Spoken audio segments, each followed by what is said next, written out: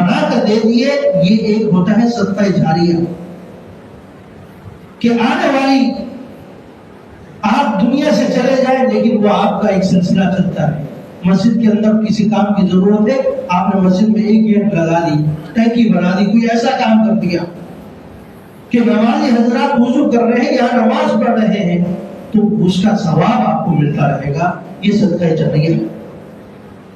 इसी तरीके से अगर आप कोई गुनाह का काम करते हैं, हमारे मोबाइलों पर अक्सर लोग गाना लगा रहे हैं,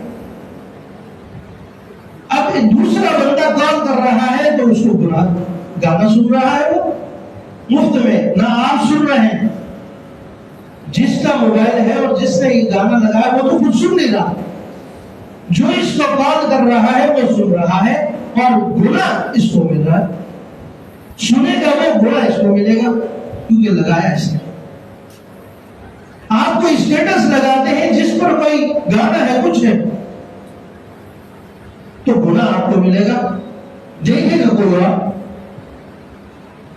इसी तरीके से कुछ काम ऐसे होते हैं जो बिदअत अगर आपने अपने बच्चों में मुंतकिल कर दी और बच्चे वो करते रहे, तो जब तक वो करते रहेंगे गुनाह आपके हिस्से में लिखा जाता रहेगा।